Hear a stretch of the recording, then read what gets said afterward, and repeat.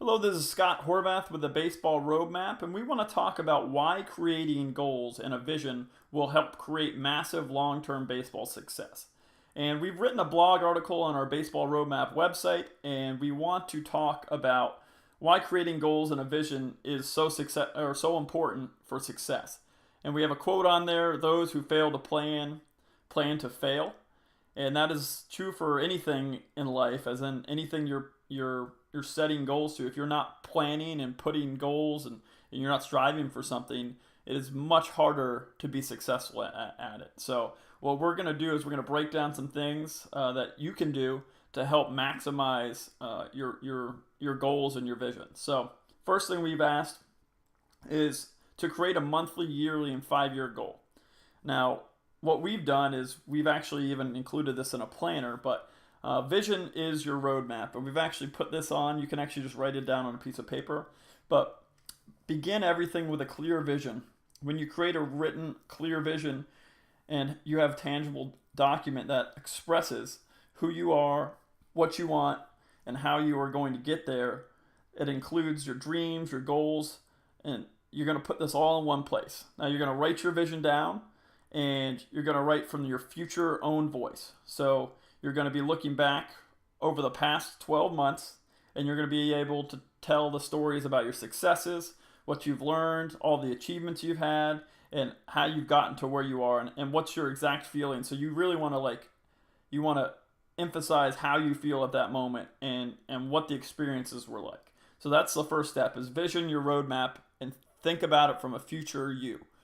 The next thing you're going to want to do is create a weekly program based on everything that you're doing. So if you're focusing on strength and speed and all that, you need to incorporate that in a weekly training program. You can't just say, I'm going to go do this week, and just not have an exact program that you're going to be doing it with.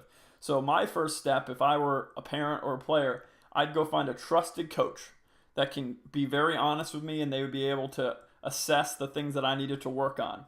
And I'd have them help create, especially whatever specific areas that they're experts in. I'd have them help create a specific plan based on 1, 2, 3, maybe even every day of the week. I mean, whatever it takes to get you to where you want to be. So I would get a planner. It doesn't have to be the Baseball Roadmap planner, but it could be any planner. And I would check off certain things each day that I'm doing that is benefiting me, whether that be stretching and throwing and working out, hitting, just little things that you're doing daily that you can check off and say, I did that today.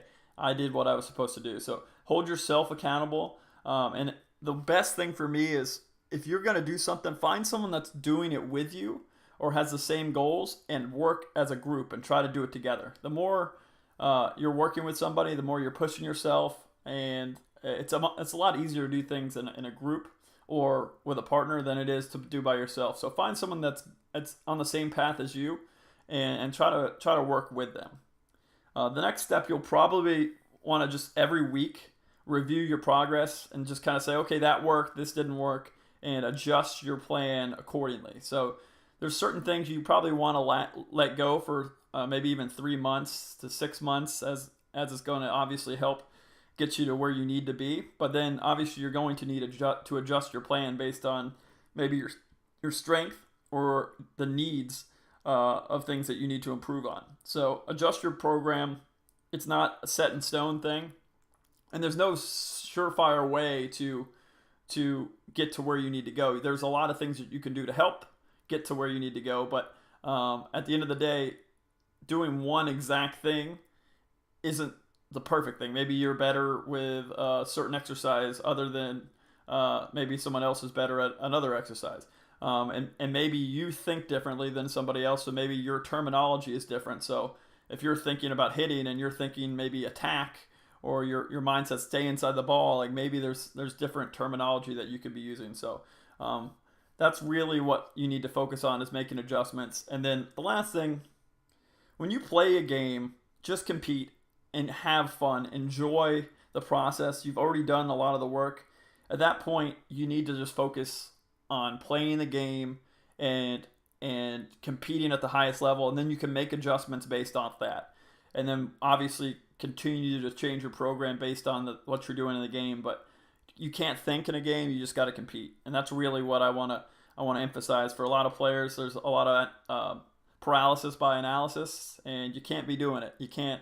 You got to allow the game to be played at the highest level, and you got to be able to compete each and every day.